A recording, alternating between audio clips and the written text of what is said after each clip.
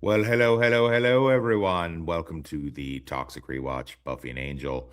I'm joined by almost all of our panel today, and we're going to get to two banger ass episodes of Buffy and Angel. The first one being This Year's Girl. So this is pretty important. These are both watershed moments for season 4 Buffy and season 1 Angel, and I'm excited to talk about it. So without further ado, let's get into it. So the big thing is the big reveal. While we're dealing with Adam and all this other bullshit, Faith gets out of her coma, and when Faith gets out of her coma after having some strange fever dreams that also slightly mirror Buffy's dream that she had while she was in a semi coma at the end of season 3, we see it from Faith's perspective, and Faith decides to wake up and choose violence and immediately come after Buffy and family, taking some slight jabs at her and her friends, and then going after, Buffy and family herself. What is you guys' thoughts on the whole deal with, Faith thinking that she's actually the good guy in this? Starting with you, Northern. Well, I don't know. Is it? Because sometimes evil people just don't know they're evil. That's it. They think they're in the right. Yeah, she's kind That's of got interesting. That's interesting to me because I feel like Faith embraced the fact that she was evil, even when she has her like Yeah. redemption arc. Oop, how'd that get on there? Oops, sorry about that. Huh. Even when Faith has her redemption arc and she's like good again, she seems to like, she has that great line when she, this is, you know, down the road when she gets out of prison. Spoiler alert. This is, she's asked, one of Angel's crew is like, are you a murderer? Because I am. She kind of always embraced the fact that she was evil. So I don't know, man. It's this is an interesting. I don't know if it's just coming out of the coma, type thing. I'm not really sure, but it's weird to me how she has this sort of point of view. Toonie boy, what's your emphatic thoughts of this? Empathic, sorry, thoughts on this. My empathic thoughts. Unfortunately, I'm not smart enough to really bake in the empathics. But I'll do my best. So what's specifically the question again? What do we think of Faith? Why do you well, because they go through a big deal to have Faith seem like she believes she's the good guy and Buffy is the bad one in this one. Like, because we get to see a lot of this from her POV, both metaphorically and literally. We get to see a lot of this from Faith's POV, and I think it's interesting that it kind of paints it as she thinks Buffy's this evil Terminator type thing, and she's actually the white hat in this. So I think I find that very interesting that she would do that and think that way when in other instances of her, she is basically embracing of even when she's good again, she embraces the fact that hey, I know I'm bad, I get it, I dig it, that's my thing, I'm bad, I'm the bad, I'm the bad Slayer. She even makes a joke of it later on down when she confused, she thinks maybe Buffy might be bad because she thinks Buffy's protecting Spike, and she's like, wait a minute, are you the bad Slayer now? Am I the good Slayer now? Which is one of my favorite lines from the whole series. Yeah. I think I might have an answer for that, because the thing with dreams is they're very, very weird. And you ever had a dream where it's just so fucking weird? You just kind of it seems to make sense to you until you wake up. Yeah, because she was in a coma as well, and it's also her at her most vulnerable. So she's got these like feverish nightmares of her worst fears, and that is Buffy coming to get her. So I don't know, maybe it's something to do with just the fact that the dream is a little bit incoherent, but it still makes sense to her. And then when she wakes up, reality starts to come back to her, and she realizes, oh yeah, I'm evil. I didn't care that I killed that guy. I kind of enjoyed it. I got a taste for it. Right. Okay, I'll buy that. Critter, you got any input on this? Yeah, I'm just going to echo a little bit what Northern said. Like, yeah, I think she thinks she's the good guy, but again, she's gone through trauma. And I found the scene that the dream of the mayor and watching the videotape. I thought that was kind of sweet. But again, she thinks she's the good guy, but here she is slaughtering. It's always in these horror movies and TV shows, like the guy that wants to help out ends up with a bullet in their head.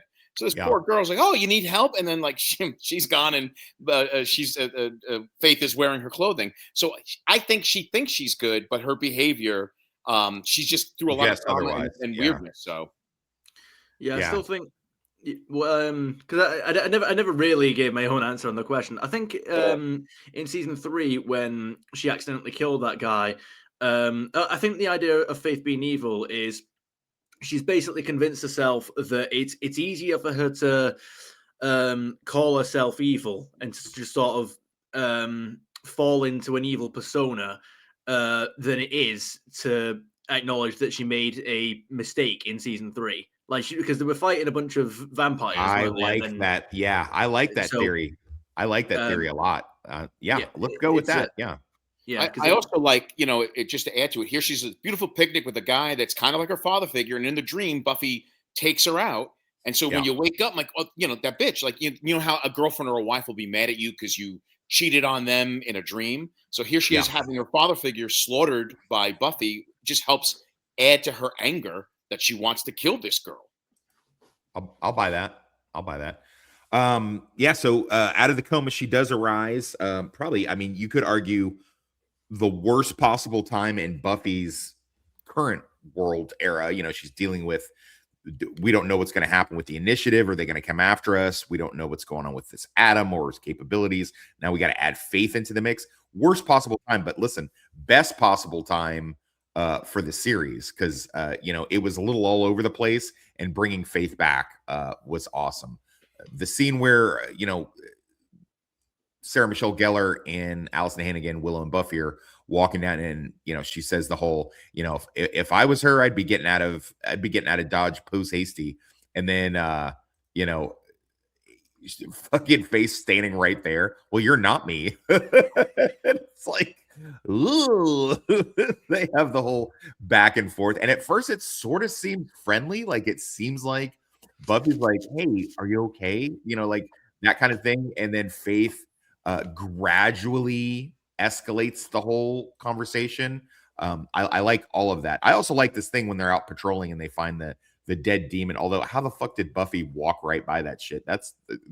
I mean, I get it. It looks good from a horror perspective, but Buffy walking, it makes Buffy look really stupid. Dude, you turn left.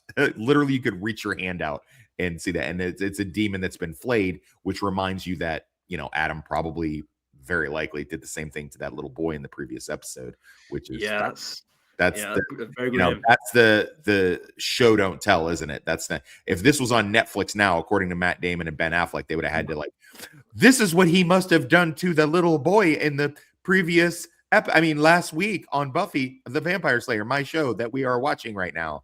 So No, I think Buffy like 4 or 5 times an episode would just say, "Hey, remember, I'm the Vampire Slayer." Right, yeah. Just so we know. Yeah, just so we remember of vampires. But yeah, no. So that's pretty. So it like I said, it seems like there's so much going on, and this is like the worst possible time for Faith to pop in. But at the show, at the time of the show, it was great because the show had been pretty uneven. I have a weird thing with I like the fact that they give the blaster rifle to Xander to try to work on. I do like that because if there's anybody in their crew that might have a chance of getting that thing working again, it is Xander. But what the fuck is Xander wearing in that? Did they? I thought so. I thought that too. It's like that. Every time I watch this episode, I'm like, what's going on with this? It's a combination of Wesley Crusher and Mork for Mork.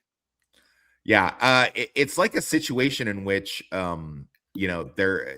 they were like, listen, you're just a little bit too handsome, Nicholas Brendan, and we're gonna have Riley shirtless in this, so we got to cover up. Because back in the day, before alcohol really took hold of Nicholas Brendan, the actor that plays Xander, he was pretty fucking built. I mean, they remind you every now and then with episodes like Go Fish, where he's shirtless and stuff. But obviously he can't be the dreamy one in this. I also don't like the dialogue that him and Willow have, and it's like, hey, we're gonna have to do this or we're gonna have to do that, and he's like, would one of our plans be chocolatey goodness and sitting around eating candies or something like that? And then she's like, no. And it's like, I get what that's that Whedon-esque dialogue shit, to juxtapose a serious scene with that. And again, I've said before that Buffy is good with tactics, bad with strategy. So she didn't really think it through, but it does, coming from her, it sounds very commanding. I love this whole lost in the woods, thing, but it's lost in like she's like, wait a minute, you're all supposed to be dead right now. It's like this, this is not the evil world I was supposed to wake up in, type thing that Faith's going through. But yeah, Buffy sounding very commanding, and then I do like Riley just popping in like, hey, that sounds like a lot of effort, all that for me. And so that's pretty good. And there's a lot said about how Buffy doesn't really care for Riley, but she seemed genuinely very happy. I love that the mayor had set up this demon to deliver the tape to Faith in case she woke up. And whether he was paid in some sort of ritual, or the fact that he was like, hey, greetings from the mayor, here's this thing that and he doesn't even get the sentence out, she fucking kills him. It's like, damn, dude, don't shoot the messenger, literally. And I love the tape. I love the whole tape scene. That I love that she breaks into a place to fucking watch the tape, and I fucking love Harry Groner, I think his name is, the actor, coming back and having this conversation. I mean, God, it's hard. It's so crazy that this show can make you feel some kind of way over this. Like, he's the big bad villain of season 3, and I'm just like, oh man, I miss you. Because he seems generally distraught that he has to make this tape, but he's still also kind of charming. He's like, who knows, maybe we did win, and there's a bunch of kids in a museum looking, hi kids. It's so good. But yeah, this fight's weird too. It's interesting, but it's like this broad daylight fight, and then that's what I liked about it, that it wasn't a villain stepping out from a shadow or happened to be in, hanging out in the dining room with her mom tied to a chair, literally broad daylight by the bulletin board in the middle of a busy campus. I'll agree with that. It just seems like Faith, just the way she runs just looked like Eliza Dushku, like clearly a smoker, and was like having a really hard time fucking running. I like the fact that they had the Watchers Council had not only has a wet work, insurgency team, but the fact that they have an inside mole as the nurse is going to inform. But what a great scene! The fucking Harry Groner here just killing it in this fucking scene. And I love the little when he is being funny and charming, Faith has that same little smirk that she always, when things were going bad, and then he would say something cute and saccharine and charming or whatever, and then she would just get this little grin to the side like, oh dad, you're so funny, and I love that between the two of them. I know that he tried to eat the school, but it's bittersweet. I mean, yes, they're both monsters, well, her to a lesser extent, but that's kind of a bittersweet, like a farewell, from beyond the grave. I miss you, I hope you do well. And I thought that was like a bittersweet thing for evil characters. Yeah. No, absolutely. And of course he gives her some sort of mystical gift, and what's she gonna do? She's gonna show up on Joyce's door. This is when we start getting a lot of Faith going after your loved ones thing. So and I do like the scene with Joyce. I'm not a big Joyce fan. I know she has a big thing in the fandom and stuff, but I'm not a big, Joyce defender. I don't think that she comes off very well. I don't think she's like a really good mom to Buffy, except like providing for a house that keeps getting fucking destroyed and stuff like that. But she is good in this scene. This scene where she's, clapping back at Faith a little bit. I do like it. It's really, really good. I definitely enjoy it. So. I like when she tries to mock Joyce a little bit, but Joyce kind of gives her a good comeback as well. She's like, are you going to say that Buffy's going to come save you? It's like, no, I'm just wondering that when Buffy's going to kill you. Yeah, I was just thinking my daughter's going to kill you soon. It's like, good for you. I get, and even face it. And it kind of reminds me of another conversation that recently happened. Where it's like, like, hey, there you are. There's the real you coming out a little bit. Good for you. I like it. All right, good stuff, man. I'm here for it all day. But yeah, so it's Faith and going after Joyce and trying to make her feel bad that Buffy's not around, and whoop de whoop de whoop and all this stuff. And yeah, it's more of her basically antagonizing Joyce, and like telling her stuff that kind of is sort of true. I love the kiss. I love the kiss on the thing, because like she's planning on killing Joyce, so that like that little lipstick kiss on there is really. I also like this thing right here, this little exchange between her and Faith, this specific one. I promise. Okay. How do I look? Psychotic. Oh, good for you, Joyce. I've kind of noticed this. Everyone always seems to have a really good comeback against her, and she never knows how to fully react. Yeah, no, yeah. I also really, this is some great Eliza Dushku acting here. This is so great. I'm gonna risk the YouTube gods by playing this part right here, because this lives rent free in my head like all the time. Bet I know what you're thinking. Really? You're thinking you'll never get away with this. Yeah? I love the whole "you'll never get away with this." Yeah, like the whole like Scooby-Doo speech. Embraces the fact that she's evil. You know what I mean? Like she's like, I know I'm the bad guy in this scene. Like I get it. I know what's going on.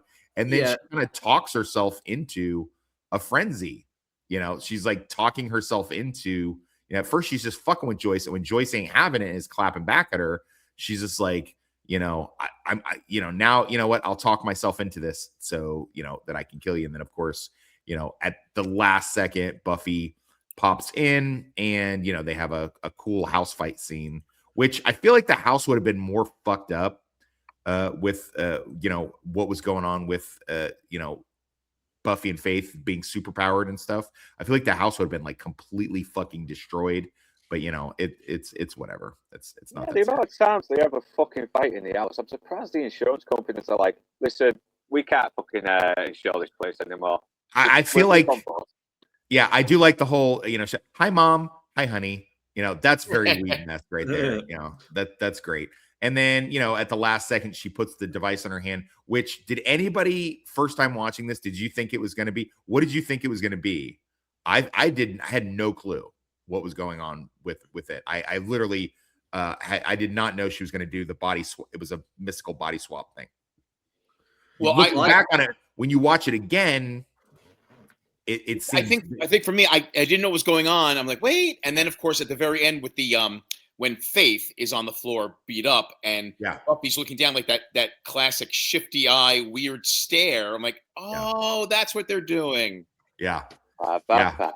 So great episode. This is the first in a 4-parter Buffy Angel crossover. A lot of people don't realize that, because then 2 episodes here, then a couple episodes, then she pops up in Angel for 2 episodes. So it's a great 4-parter crossover type scenario. I really like it. It's revealed at the end that after the fight, which, by the way, it's been pointed out, Passion of the Nerd pointed out that Faith was taking those fucking tanking all those hits just so she could get softened up, and then fucking really, when she switched over to Buffy, really nail her. Which, again, Buffy good at tactics, other people good at strategy. So there's a good strategy by Faith there, considering that she knew what she was going to do when she walked into the house.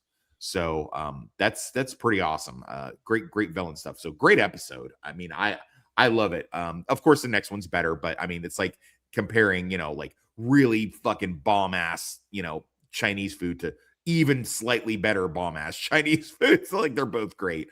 Probably my favorite quote from this one. I think I gotta give it to the whole you'll never get away with this. It's such a cliche, and the fact that it's so meta, and Faith would know it's a cliche and it's not weird because she says shit like 5 by 5. By the way, do you guys know what 5 by 5 is? You know what reference that is from?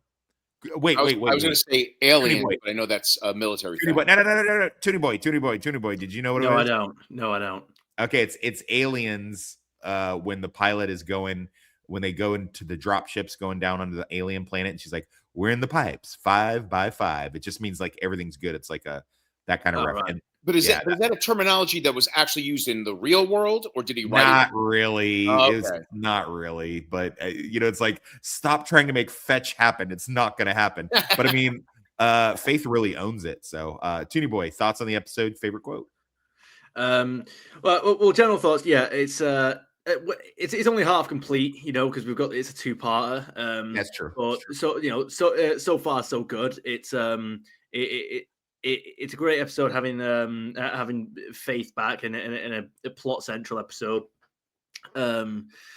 My favorite quote would be it's not like a massively funny one, but it's Xander when they're talking about like how to track down Faith, and he goes, as he go, what is it? He says, "Who knows, how she's doing, what she's doing, or who she's doing."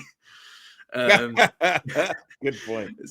Yeah, that's been my favorite quote. I don't think I got it exactly right, but it's No. I got it. Northern. It's got to be Harry Groening's entire video speech. He's so adorable. He's so sinister, but he kind of just makes the relationship between him and Babe so endearing. And yeah, it's the line he ends on. Don't worry, it won't bite. That's my job. Does that stupid laugh? It's so good. Cracks me up every time, man. Nice. Okay, Critter, it's all yours, buddy. Enjoyed the episode. My only complaint is when that first cop gets kicked to the ground by Faith. I'm surprised the other cop didn't try to draw his weapon. Yeah, good point. Good point. But for me, the quote was Giles goes, "Perhaps there's some sort of rehabilitation that we just haven't thought about." And then Willow's response, favorite quote, "And if not, ass kicking makes a solid plan B." Yeah. Okay, great stuff. Also, it would be I have to at least point out the fact that Spike makes a brief appearance while they're looking for Faith, and it's Giles and Xander. Xander thinks to bring the blaster, which I'm like, okay, there now you're thinking. Although Giles brings nothing, I guess he brings Ripper, and I love that Spike baits him into telling like, what do you need? How can I help you? And it's so dumb. They believe like, okay, well, there's this chick that's trying to kill us. And he's like, right, then I'll wait. That almost made my favorite quote. I'll find this girl, bring it to you, and watch as she kills you all. They're all dead surprised. And he goes, how hard do I have to try to convince you lot that I don't I'm bloody evil? Like you? Yeah. Yeah. All right. Just because I can't, just because this chip stops me from hurting you doesn't mean that just because I can't do the damage myself doesn't mean I don't want you all dead. Something like that. Yeah, I won't point this girl in your direction. Yeah. All right, let's jump on to a banger episode of Angel. Definitely a watershed moment, maybe the best in the season so far.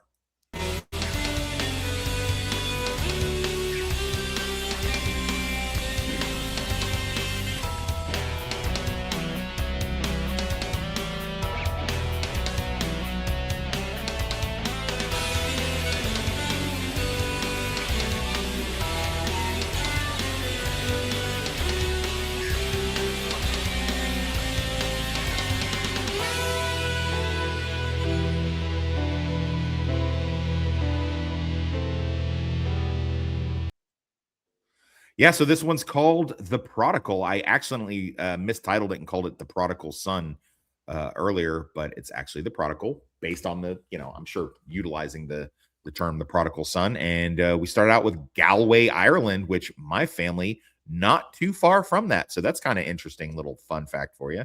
A couple generations of the Kellys back in the day, back to Galway, Ireland. I think we weren't too far down the road of that. I don't know how much road there really is in Ireland because I've never been there, but it seems, and we get a nice little, thing that, oh, I can't come near the dark, okay. I'm going to just put this out here now because it needs to be stated, but I know that David Boreanaz struggled with the fucking Irish accent. I know he did. It's not good. And that's fine. I get, and then later he doesn't even bother to do it. Like when there's times when he's like mentally regresses or something like that, he just doesn't do the accent. He's never been good at it. It's unfortunate. I feel like he could have gotten a good dialect coach. You know, the big thing with doing an Irish accent I found is just you have to kind of sound like you're out of breath when you talk, like, oh, well now, there's a reason I can't come out into the shadows, isn't there? You know, I mean, that's but I mean, to be fair, I grew up with an Irish grandfather that, Wesley, get your fathers out into the yard and mow this lawn right now. Could play no Nintendo games. I also wonder, like, a dialect coach, but like maybe budget constraints prevented them from spending that extra money, and they Maybe. just winged it. Yeah, Maybe. I don't know. With that in mind, something tells me that with a bit of practice, maybe being fat would actually come in handy trying to do an Irish accent. So that's you calling me. That's you calling me fat, you little fucker. No, that's me calling me fat and saying that if I practice that, I might do a good Irish accent. Yeah, fair play. I do like the I think it's called the 2-up action shot, where like a scene previously seemingly having nothing to do with the next scene, switches. You'll never be nothing to me, boy. You'll always be a failure and a layabout. And then we see, Angel beating the fuck out of this demon in the subway. Kate shows up without a team, just her. That's got to be like, dude, come on now, stop it.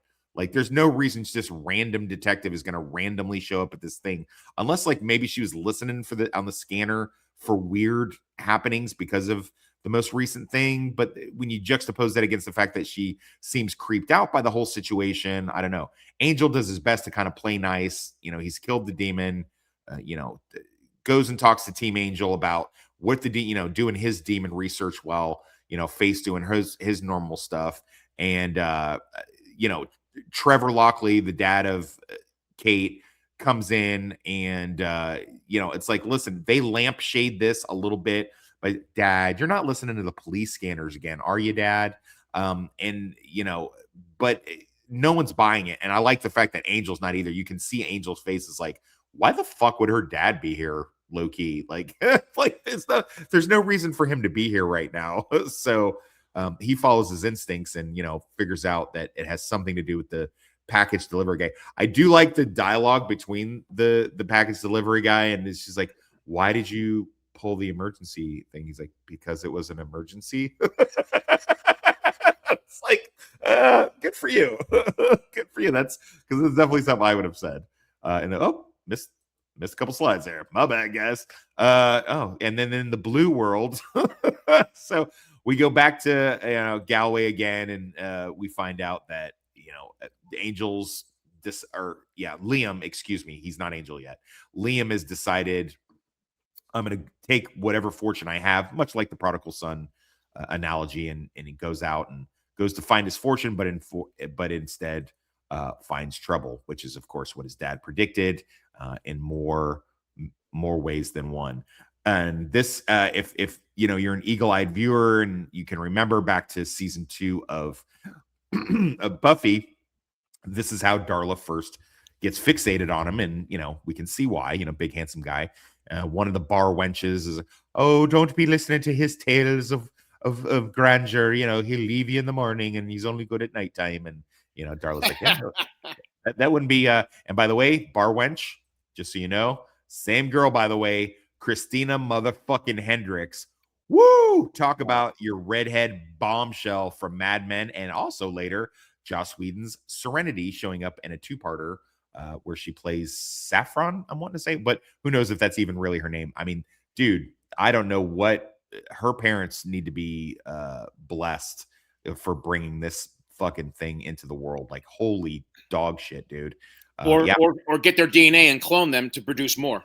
Correct.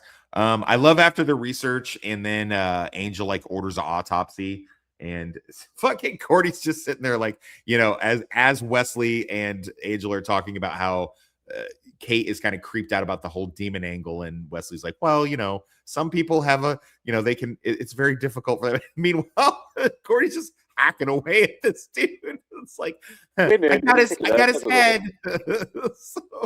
Women in particular struggle with it. Right, yeah. Why she's fucking doing it as well. Yeah. I like the fact, and this is more good detective Angel shit that I always like to see. Like, he's like, this isn't, your dad should not, all you got to do is, it's in the detective world, we have a thing that's called a peel, P-E-E-L, peel, like peeling a grape.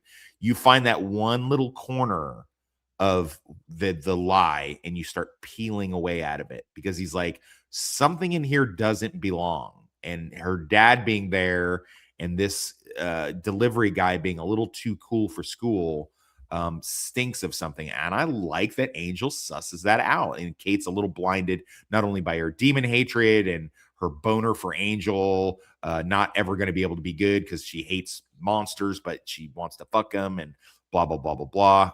All of this stuff. She does acquiesce to at least give some information up on the driver. And she says, "Hey, I trust your instincts," which I thought that was a good little moment. Of course, the big rug pull later is going to make it worse, but whatevs. And we've got Mr. Lockley pumping his daughter for information. I admire the fact that this guy suffered some sort of debilitating disease and his left arm doesn't work, and he still kept on doing movies anyway. But they should have worked that into the story, because it's really, this things that they do to make it seem like his arm does work is weird to me, because I know that this actor who's been in lots of stuff, including LA Confidential, most notably, his left arm doesn't work, but they never like really talk. He would like, hey, I was shot on duty and it just got worse. I got sepsis and it got worse and worse. Like, could have done something like that instead of just pretending like it does. And the dude is pretty good at like, milking Kate for information. I thought, I was like, this is really duplicitous, because she just wants a hot dog and hang out and look at boats with her dad. You could think like there was some time in the past that he took little Katie out on a boat or something, and this was like a thing, and the fact that he's trying to get information about who Angel is and what he might want is really fucking dirty, man. It really makes me not feel a whole lot of sympathy for him. I also like that I like we got more, although you never really see this again.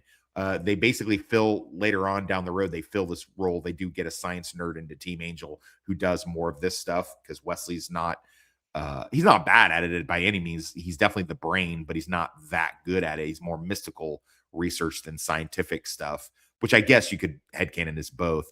But Angel decides to send Cordy undercover to go follow the delivery guy around, and I guess he just never changes his clothes because he's got the same thing on all the time.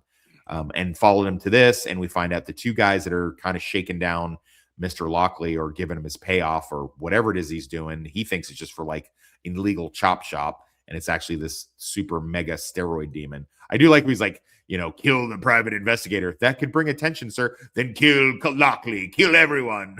Why do I have to think of these things all by myself? Back into the past, we see that Liam dies. Of course, he dies by, Darla, and they buried him, and they're all sad, and they really did love him. 26, by the way, 26 as he died. So I want to point that out for two reasons. One, I don't think that we look at Angel in like season 5 and think 26-year-old. I also don't think 26-year-old having sex with a 16-year-old, is good by any stretch of the imagination. So not super great, guys. Not good. It was a different time. No, it's no. Brother, Yeah, it's bad no matter which way you slice it there. There's really no. Has there actually been a stream where you haven't played that clip? I work it in whenever I can, really. Right. Okay. Whenever I can work it in, I'm gonna get it in there.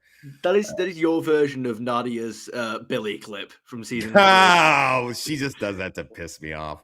But yeah, so I like that Wesley. This is interesting. So I'm not sure where you guys fall on this. So I can understand it from both angles. Wesley's like, listen, you are getting us involved in something that could potentially hurt the team and hurt your relationship with Kate, which he winds up being right about, by the way. And also, this guy knows what kind of stuff he's getting himself into. And then Angel counters with, yes, but sometimes a small mistake winds up, making a bigger one. And then we have Cordy that comes in and just, hey, go warn him, help your friend, and gives him the car keys that he's been looking all over the place for, which you could, it never occurred to me until this most recent watching that was that fucking Wesley hid the keys so that he could have a chance to talk to Angel before Angel ran off to go be the Dark Avenger. Anybody else think of it that way, or am I just putting too much narrative into it? I No, missed didn't know it. so. I didn't catch it like that. Oh, okay. But yeah. So where do you fall in this argument? You think Angel's right, Cordelia's right, Wesley's right? What do you think?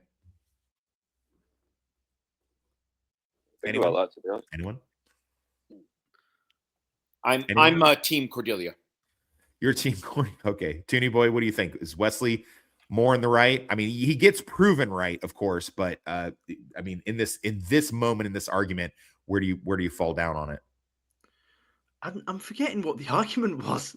So the argument was that Angel is getting over involved in this aspect of the case, and instead of going after the demon and the demon's vampires and doing that portion of it, he keeps trying to warn Lockley and by extension Kate of what's happening here, because he doesn't want either of them to get hurt or, God forbid, killed. And Yeah, it's exposing Angel him. It's exposing himself, and he's not going after. He's not doing the mission that they actually are sent to go do.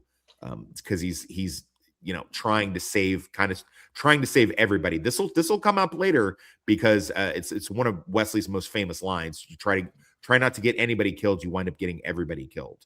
So he's trying to caution Angel on this, and Angel's like, listen, I need to do something about this, and I fuck the mission for a minute, let me go help Kate and her dad.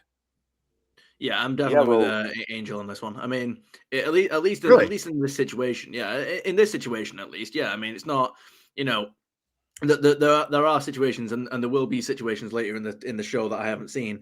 There will be situations where you can't save everybody, but there are some in cases like this where you're basically just a PI trying to crack down on this little group, and then you realize that they're after someone that's in danger, and he at least thinks he has a chance to go and warn them and save them. He's right in that instance, at least like in concept. But Wesley is right that no, you can't save everybody, all the time. Okay, that mean you can't save some people sometimes. You have any thoughts on this, Northern? Yeah, I think Wesley was in the right, but it is very understandable for Angel as well, because Kate does mean something to him as well, and they feel like he'd be betraying her if he didn't do anything. But unfortunately, he fails to save Kate's dad, and he ends up paying for it. Well, I mean, obviously, I'm Team Wesley. You tried not to get anyone killed; you get everybody killed. I like the fact that the demons show up right after Cordy sets the alarm. And then Wesley does pretty good. He fucking, flips one of them over his shoulder and shit. And, even though, and it's been established that they're like superhuman. So I thought that was pretty cool. It's a cool little scene. And then Angel throws him out the window, which of course makes him late to go, do what he was going to do, which is to try to stop, Trevor Lockley from getting killed. And, that horrible choice he made all those years ago to become a vampire stops him from, in this instance, he can't, in the way that he handled the case thus far, he's not invited into the apartment, and he can't stop Trevor from getting killed. And that was such a cool and brutal. I mean, it was brutal. It's not his father, but like a good friend. And a lot has been said about this actress Elizabeth Rom playing Kate. That she's sort of like the Riley of the Angelverse. Like, she's so vanilla in one note. But man, this is like, I feel like someone like told her real dad died, because she knocks it out of the park in this scene. It's really good. And then she's all like fucked up and just like sitting there with her dead dad.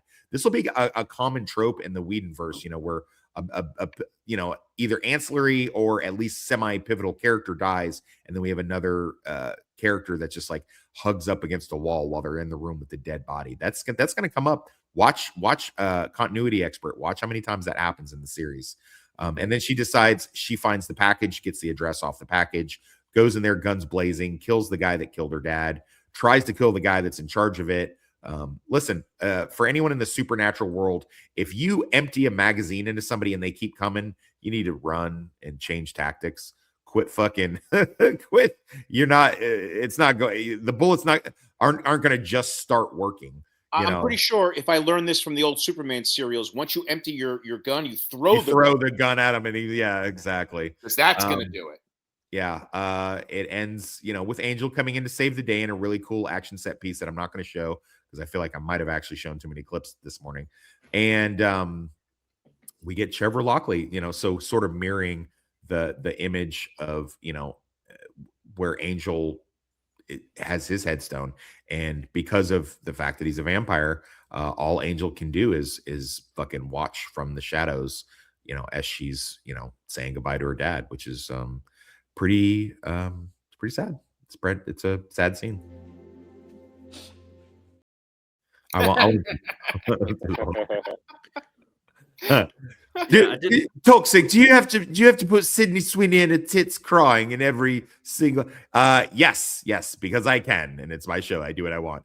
So thoughts on this episode? I think that this, like I said at the outset, this is the best episode thus far, although I think they just get better from here, quite frankly. I think this is the best episode thus far. Very good world building. It's excellent on a lot of levels. I think everybody in the episode knocks it out of the fucking park. It's just great. There's so many good quotes. Probably one that really sticks out in my mind, though, strangely enough, it's not even a character who has a name. It's just the drug running distributor guy. It's like, why did you pull the fire alarm? Or why did you pull the emergency brake? Because there was an emergency. I still like that's so good. I gotta find a way to steal that, but have a character say something like that in one of my books is really good. But yeah, I love this episode. This is one I come back to a lot because it lives very well in my mind. Toony Boy, go for it, buddy. Yeah. So to start off, my favorite quote would have to be when his name's Lockley, isn't it? When the father dies, when the two vampires go in and kill him, Angel he can't get through the door because he's not invited, and he looks at the two vampires and he says, if you kill him, the moment his soul leaves his body, I'm in this room and I'll kill you. I'll kill both of you. And both of them, they don't even argue with him. They don't even give him a look of like, yeah, doubt it. It's like they just sort of accept that they accept their deaths. They kill him anyway, and then they have like a little quick fight with Angel, but they don't exactly give him a good fight. He goes in there, kills them both, and it's almost just like they didn't care if they died because they they got the kill. You know what I mean? Like they fucked with Angel and took somebody important from him, so they didn't even really care if they got sent back to hell. They won that as far as they're concerned. So I like that quote and I like that scene. I love the episode as a whole, but I think one of my other favorite scenes would have to be when the dad is interrogating his daughter, and he says he's asking her about Angel, and she starts telling him that he's a PI, and he goes, "Oh right, is he good? Is he any good?" And what I got out of that scene was that he's kind of hoping that Angel isn't a good PI, because if he isn't, then that means that there's pretty much no chance of him uncovering the operation, and he doesn't have to do anything about it. But when she tells him that he's actually a really good PI, he sort of realizes he's like, shit, I'm gonna have to do something about him. I'm gonna if he's gonna uncover everything, and it's almost like he's disappointed that he's actually a good PI because he's gonna have to hurt his daughter to protect his operation. I hear you. Yeah, no, I 100% agree. This most recent rewatch made it very diabolical. I had the whole idea of, was this like, let's go to, hey dad, you want to, or no, rather he called her like, hey Katie, you want to go grab a dog over by Thompson's Marina, and because maybe on a special birthday he took her out on a friend's boat or something like that, or because when he was going to retire they were going to hang out and be on his boat all the time and shit, and it really like seemed very diabolical how much he was, and he owns it later by saying I never agreed to be pumping my daughter for information and shit like that. But yeah, I agree, he's just all he's there is to find out is Angel, do we have a serious threat here that I can report back to my handler. So yeah, a great insight on the episode. Critter, go for it, bud. Love the episode. I kind of like the slight parallels between Angel and his father, and Kate and her father, and even to a lesser extent, Angel and Kate's father. And Yeah. now I'm going to say this, and then I guess a follow up is: first of all, totally enjoyed the period piece segments of the episode, and I would love to see a full hour or mini movie of just his origin story set in. I almost said ancient, set in Ireland. And is there any book and or comic created for Angel that dealt with that particular topic? Not so much. I think it works better in flashbacks because I think otherwise, like you say, it is just a period piece and it would dry out the material. So I think the little flashbacks peppered in give you a better understanding. I totally agree. But part of me is like, I just want to see more of them doing Ireland as a vampire. Well, I will tell you at the course of the show, especially season 2, we're going to get a lot of that. Cool. So. Favorite quote. Yeah. Ever since she ran me through the 2x4, things have been different. Yeah. Boy, if I had a nickel for every time I said that. Northern, go for it, buddy. That's a pretty decent episode. And like I said, I like the parallels between Angel's dad and Kate's dad and the fractured relationship they both had. But it is good to see Angelus come back occasionally as well, to be really sinister. And I love how I love the quote that he says to his dad, "You're taller than I remember. Just to think I let a feeble little thing make me feel this way." Because it's not just a kill that he's doing for fun; it is a very personal one.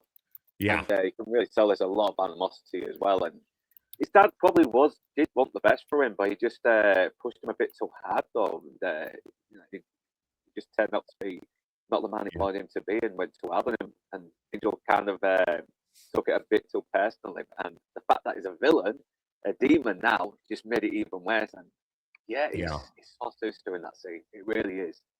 Yeah, that's brutal, man. And it's even more brutal because you do see that scene when he walks out and it's his last night as a human, and but boy, I was never in your way, boy.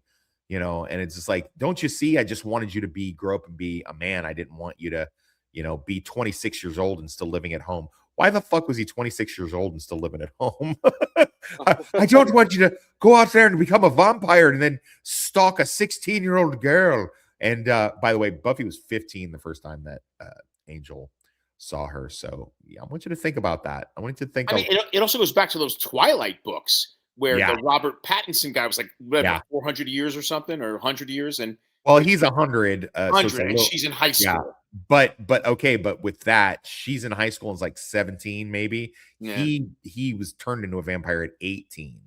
So he's always going to be 18, whereas Angel was turned at 26. So technically he's always 26, and he sees Buffy at 15. So it's creepy. Not good. It isn't. I think a lot of guys kind of did go for like women that are young back then. No, sadly, it's historical context, maybe. Yeah. I don't mean let's no not like. Forget. And then let's not forget, for a good couple of 100 years, he was cast and wasn't really interacting with people that much, was he? When conscience. Still, we're still not. It's still creepy. It's still creepy. It's still creepy, though. Yeah, we're the Lord. We're the toxicity rewatch. We're not the fucking incel fucking whatchamacallit rewatch, fucking pedophile rewatcher.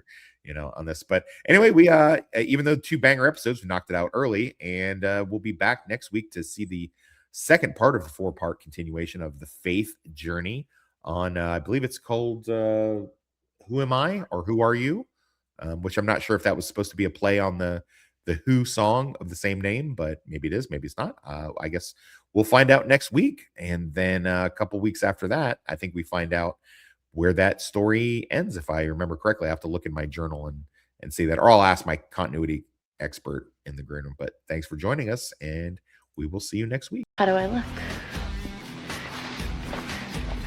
Psychotic. I was shooting for sultry, but hey.